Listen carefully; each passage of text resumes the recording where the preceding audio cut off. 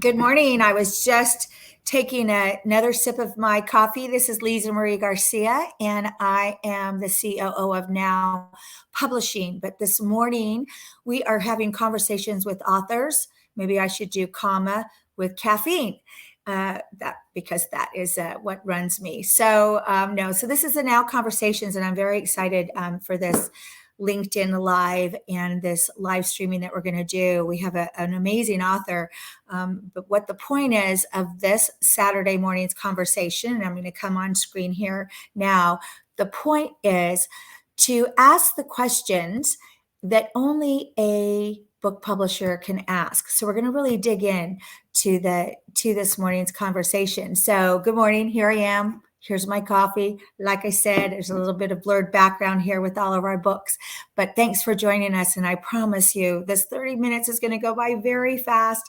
So we'll try to give you try to provide a great conversation this morning. All right. So I would love to, I'm going to introduce our guest. I'm going to do my best. I'm going to make it brief, even though she's got a very long bio because she's a very accomplished person. And I'm going to just highlight some of the fabulous things she's doing. So our guest is Sherri Leopold.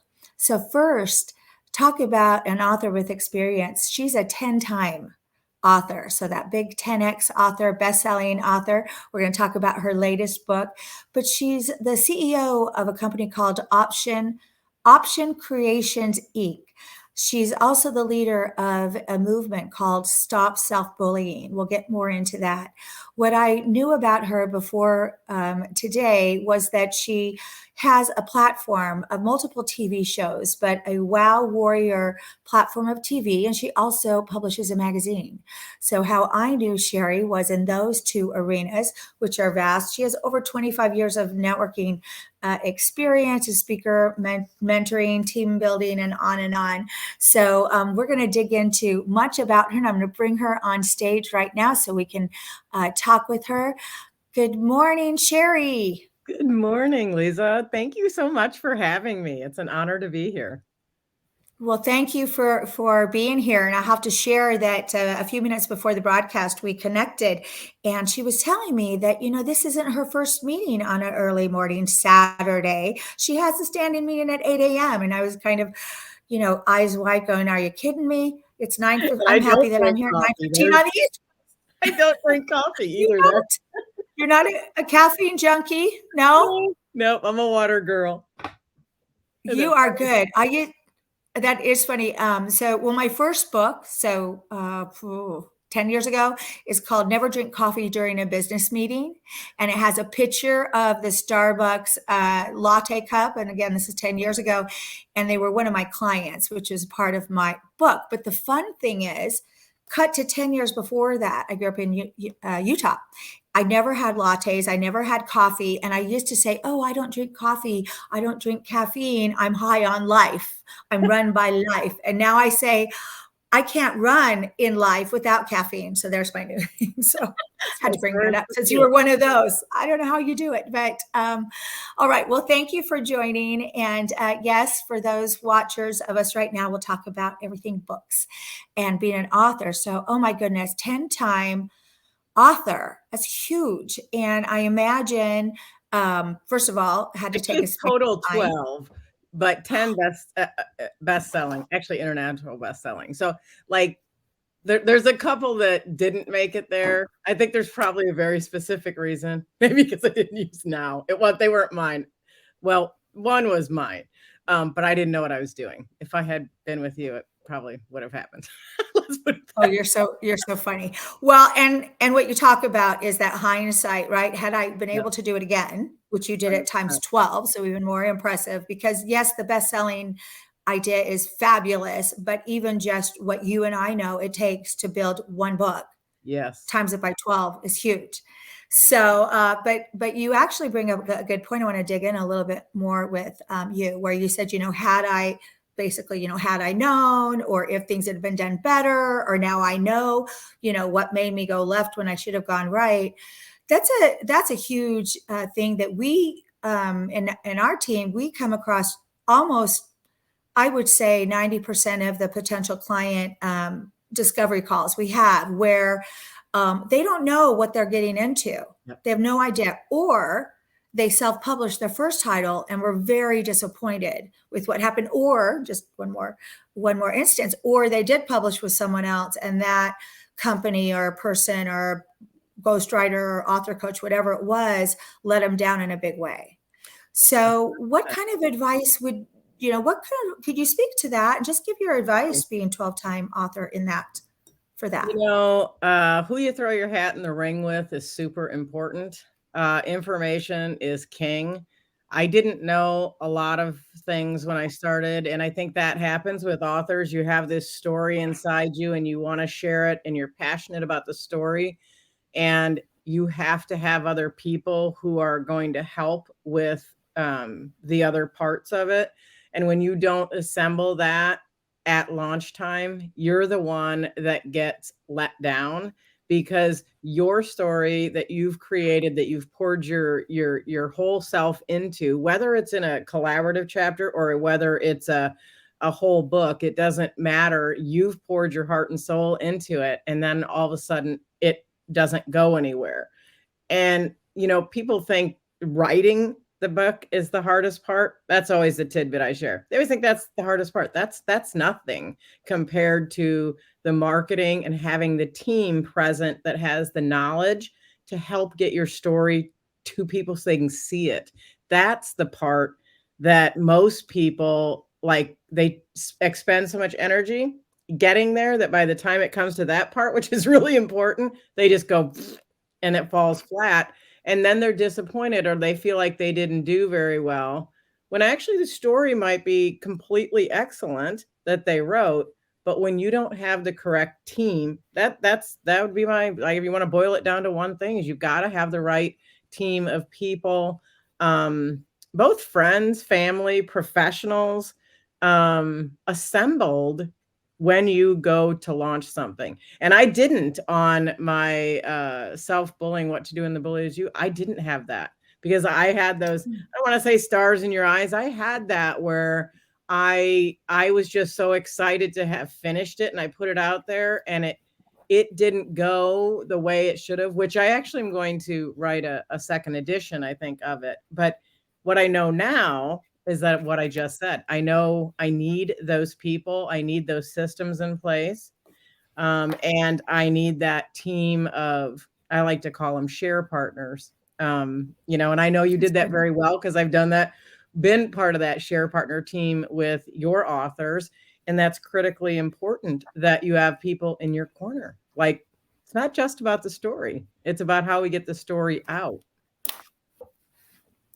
Sherri, it's so cool that you said that the writing, I wrote that down as a great hashtag, right? Writing isn't the hardest part, because I've never said that, although I agree with you. We will tell our authors, okay, the dig in is the 6 weeks or the 7 weeks or the 8 weeks, or you're downloading content and we're sending chapters back one by one and you're approving and all that. I said, that's your concentrated time. Put time in your schedule every week on it, right? And then after that, I say, then it's all fun. It's all fun from there for you. You're looking at headshots, you're proofing your bio, all that kind of fun stuff. But I say that because it's on our team, right, for the book promotion and marketing. And so that, which is more, you're 100% right, more than the effort, even on a heavy content load for our team, even more than the hours spent in editorial on heavy content editing, which can be the majority of the job costing labor for us. It can be more than that, for sure. And you're right. And the other part of what you said, which is key, is that there are elements in the marketing promotion that maybe your network doesn't know, maybe your friends and family doesn't know. How would you know it? And I'll just give you an example. Something I don't like to do, but something that we have a great person on our team that does, the market research, not just the market research for Amazon categories and keywords. We all know that, that was 10 years ago. That was the cool thing. We all know about that now. And even SEO searching. Yeah. 10 years ago, it was a weird thing. Now we all know. And now there's great tools for it. But the market research to position your book in front of people, or alongside, just as an example, right? Alongside bestsellers, right, is a big deal. I don't know how to do that. you have to, you have to be careful about who you're hiring, who you're working with, and what strengths they have, if it's the aim of your book. Now, that's the other thing, is you have to decide what your, as you know, what is the purpose of this book? Because not all books are to be bestsellers. Some have other specific areas. Yeah, Yeah. and I like to, I have lots of sayings that I'm famous for, but one of them is questions are the answer, and when you're working with a team and you're trying to put something out that's as important to you as your story, your book, and your content that you've worked so hard on, for goodness sake, ask the right questions, of the person that you're going to work with. If you're going to assemble a team, ask the right questions. And you may have to do your own research to find out what those questions are, but you need to know that the people that you're working with, they know what they're doing, right? And that they have a track record like you guys do at Now Publishing. That's the point, is making sure that you're asking the right questions so that that that's the person that you want to partner with, because that mission to get that book out should be precious to you. And therefore, you should be curating and really cultivating the team that you want to help you share your story correctly. Yeah, no, very important. I do, as I listen to you though, I do know that it is difficult for first time authors to find the right questions to ask. And yes, your advice of search it out and ask, unfortunately though, that can become very kludgy and misinformation to them. I've had authors come back and say, well, so, this is how it's supposed to be because I talked to this other person that's very successful. And when I dug in, it was like a fiction romance bestseller person that got an agent 10 years ago, that it was 360-degree different experience. So that's troubling. The other thing that's troubling in the clear road of this is how you should publish it, and this is who you should publish with, and that is that they're not only misinformation, but there's cyberbullying, there's fake people. Whenever we have to prep our client. We're working with a client that published a couple months ago. Now she's starting to get on Facebook, but we have to have that conversation right at the beginning of prepare to see the haters, prepare to see people that lie, prepare to, because we've seen this before. I know you have where people will say, I read your book and it was the worst book ever. And they never read it. And you don't know them, and they, Yep. they're just bored, and they're just need some outlet, and apparently you happen to be it at that moment. And actually, But I would just step up and say that they were self-bullying. What they're saying to themselves is so bad that they need to try to make somebody else oh my gosh, feel bad. That's what it comes. You're going to make go into that conversation, which I really want to. Let's just, because you got so much to say. No, you've got such great insight that I wanted to hear from you on that. Let's just talk a teeny bit more writing, and then let's hop into that. Well, and one of the things, so since we happen to be on the subject of, what, like you said, that age old saying that's true. We are the 5 people we surround ourselves with. I believe it. I've seen it. I live it. I tell my high school and now college daughters this all the time. Just said it again this week. It's so true and so important. So that has to do with the publisher that you trust to write and publish your book. One of the things I suggest as a way to kind of cut through all what's out there about publishing is I like to put in the hands of the potential client our books, and I like to give them our most recent books. I'm happy to give them any book that they go on our website that they might be interested in, but I like them to look at the recent book, because I think at the end of the day, or I know at the end of the day, you've written your 12 books. I mean, from the first one to now, you might not have any relations with the people on the first book potentially, but you have the book. And so the book has to be rock star, has to be, so I feel like that's the way we say, look, here's the product we produce. all things aside, everything you Google or search, here's what the book is. And I invite them to our book launches and all that. So that's one way, but it is more, it's many more elements are involved in publishing than just the book. But that's kind of one of the ways that I kind of step ahead of it. And I ask them, and then I'll stop talking here. Sorry. I must have too much caffeine, I think. Well, then I asked them, I said, and any other publisher that you're potentially thinking of hire, do the same. Say, I'd like to see the book. We will interview editors. We're always looking for great content editors. Those are the rock stars that are very hard sometimes to find. Yeah. And one thing we ask them in the interview is, can you tell us 2 titles that you've edited of books? And we had one recently that couldn't tell us any titles, anything, couldn't remember. I know, and so it's kind of difficult. And waited for her to come back and email us, and yeah. So great advice. Boy, you should write a book about that. It's funny because all the experiences have been different. I always say there are certain people when people say, oh, you've done this, who do you work with? I have certain people that I will recommend and certain people I won't. Now, it isn't that I don't like the people associated with them personally.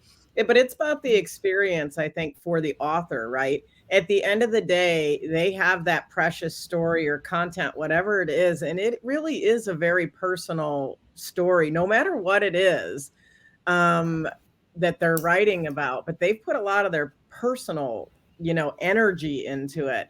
And so it does make a difference who you attach your sail to, what boat, right? Because every boat's going somewhere, but it might not be going where you want it to go. So, that wherever you attach yourself to, you just really have to be aware of where that ship is headed, right? Because, they're going to take you there, and you might find it's not somewhere. And I've had that experience in some of those books, where I just wouldn't repeat it. And I've had other experiences where I say, oh, okay, well, I just learned the classic, I didn't know what I didn't know. Oh, right. I didn't know that it was not supposed to be that way, and very disjointed, right. Lack of communication and not missing deadlines. I mean, there's all kinds of things that are wrapped up in there, but those are the questions, right? Right. Well, and for us, first of all, so the publishing industry, as you know, is ever changing, ever in all aspects. And I came from tech, 18 years in tech, I was reading white papers before they were even called white papers. I mean, that is very regimented. Yes, there's new platforms. Yes, there's new, technology changes, but the industry has industry standards. Publishing does not have any industry standards at all, not even within traditional publishing versus self-publishing. So what we look at our company, we're ever changing. It's always evolving, getting better, finding what works, finding what doesn't work. So the key that we hold on to is communication, which has gotten better, which has to continue and to evolve, but it also includes our client. So just like a marriage takes 2 people, we've learned we've had 60 some engagements.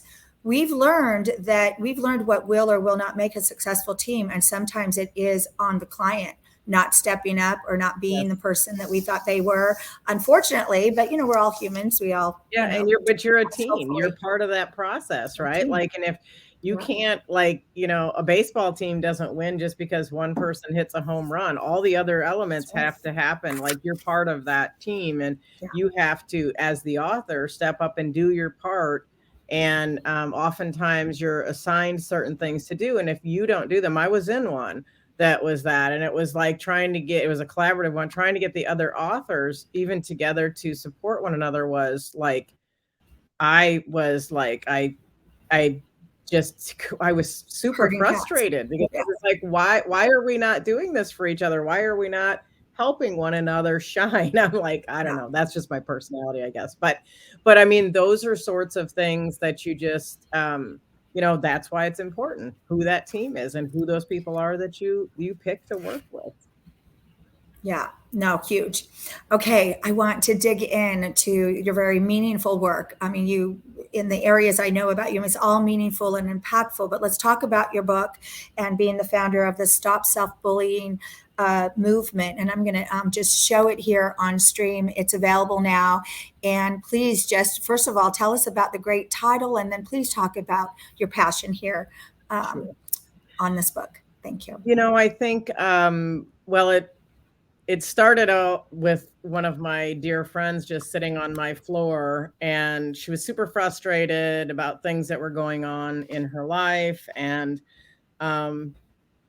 she went like this. She went, and I said to her, "Why did you just say that to yourself?" And she said, what? I didn't say anything. And I said, "Oh, you didn't just say, I'm broke. I'm always going to be alone. I'm always going to have a dead end job. I'm never, nothing's ever going to go right." And she just looked at me with like these big eyes and went, "Wow." And that was the first time I heard the word "wow," by the way, that it really stuck out to me.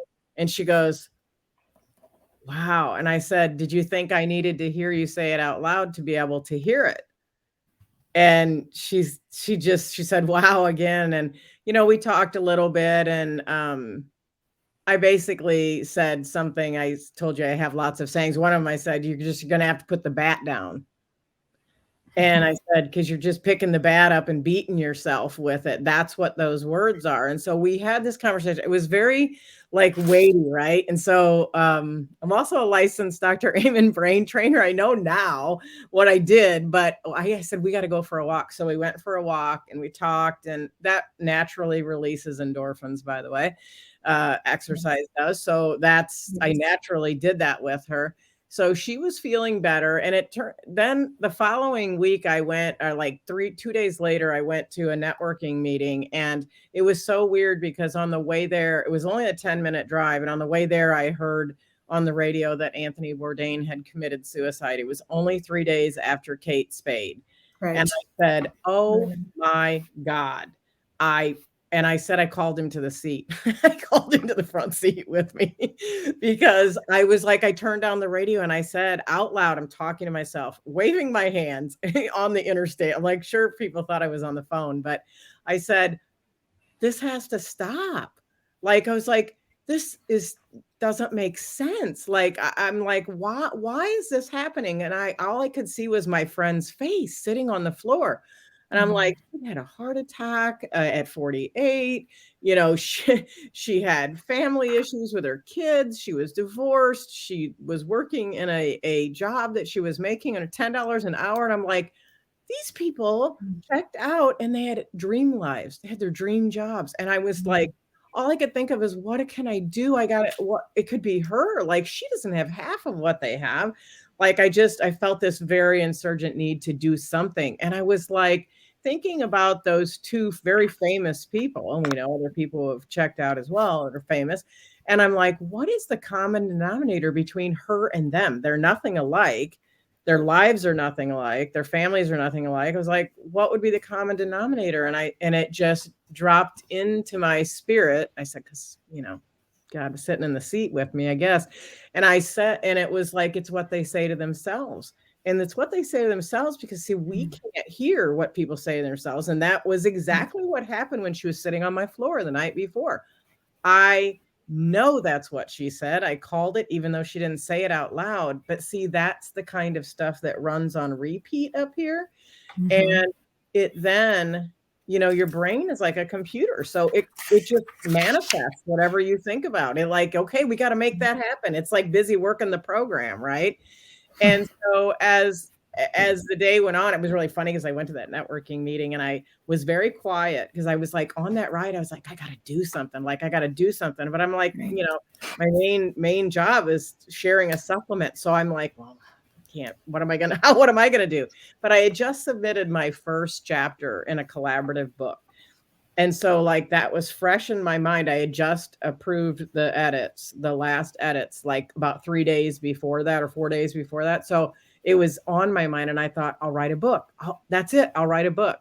And I swear to you, Liza, it was just like God spoke it out loud. He said, when I said, what is it? It's the same. And it, dawned on me, it was like what they say to themselves. And I was like, self-bullying, like what to do when the bully is you. And I was like, I had the title like, bam.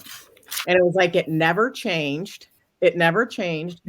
From that moment, I went to that networking group and I was very quiet because like in my brain, it was on fire. Like, what am I going to write about? What's it going to be like?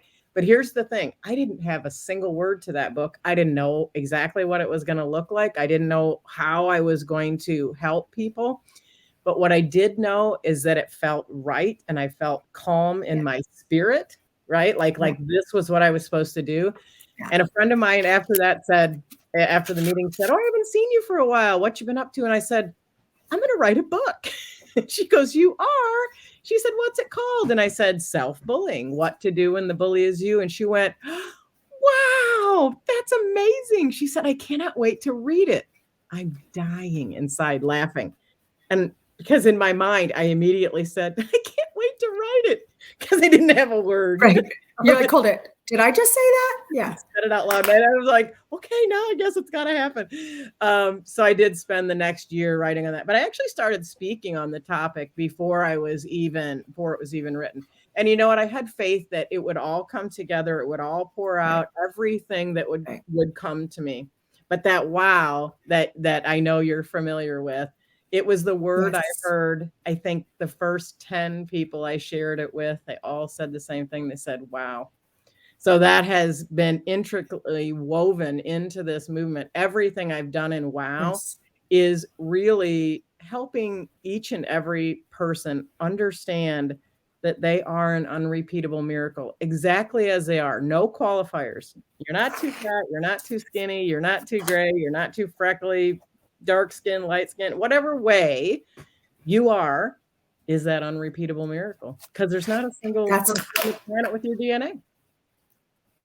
Right. Actually, I was going to say at the end of the show, which we're getting close to, that our latest release is called "Who Are You? Who You Want to Be?" and it's about identity. And on the front cover is a thumbprint. So again, that idea. But I've never heard of that hashtag unrepeatable miracle. 100%. And I love that you got the title. And I did not know until this conversation really what that title meant, the self-bullying part. But it is that. And it's my experience is your three voices. Loudest voice you'll ever hear, Liza, is your own. Yeah. That's it. Yeah, and it plays on repeat in your head. That's just fantastic. And I think, what is it? Recognition is the first step, right? So that message in your book, let's put it back up again here, but that message in your book, to stop the self-bullying, what to do when the bully is you, that's just so powerful and so life-changing. We could talk about a gazillion titles about the power of mindset. Yes. It is that step to understanding it so then you can change your mindset in a positive way. Oh my gosh, Sherri, I knew that this was going to go by so fast. You said such great stuff. I want to just come back to it. We're going to post about what you said, but I love that the title came right to you. And then I love that you were unafraid and assured of that I'll publish the book. The content will be there. And it was. And, that's a lot also for the battle of people that might be watching and saying, I've been told I should write a book. I know I have it. I know I need to impart this message to the world. Just start and it will come. And if you can find some help, anyone to encourage you or to share their journey in publishing or, good or bad, go for it. Like we talked about. And I'm always happy. I love to connect with people. I love to brainstorm with people that anybody can connect with me. I'm happy to, help even have the conversation as what do you want to write about? So they can always reach out to me. Sherri, thank you. And I put in the comments and we'll put the links in when we rebroadcast the show, but it's very easy to connect with Sherri. It's just sherrileopold.com. So you can connect that way. So please do. And then we put the name of the book in the comments as well. So we just support you and appreciate your time so much. today, Sherri. And just a couple of notes, and then we're already over. And I get to go to sports to get my endorphins because that's my happy time. Yep, I'm a pickleball fanatic, 5 years or so. So a couple things to end with. One is I already did let you know what our latest release is. Get your copy of Are You Who You Want to Be? And then also we have the field guide for it. Wait till you hear about our next title. Actually, I'll tell you what it is. It hasn't been released, but it's called An Atypical Journey. It's a crazy great story. So we're ready that we'll have that out soon. And then don't forget to join us for our LinkedIn audio every Thursday night at 8 p.m. Eastern time. And then let's just leave you with a takeaway. So you have from this Saturday to next Saturday to do one thing. Go to your calendar right now as you hear this. Find 30 minutes in your work week, Monday through Friday, whatever your work schedule is, day or night. Put 30 minutes in there and put the title of that. You're going to spend 30 minutes doing something that you've been wanting to do, that you've been wanting to look at, that you wanted to dig in, that was just for fun, just for passion, anything. Maybe even say, I'm going to think about titles for my upcoming book. Just do 30 minutes out of the ordinary and just have a little happiness extra in your life. How's that? All good? Awesome. Thanks, Sherri. Thank you all. Happy Saturday. Thank you. Bye now.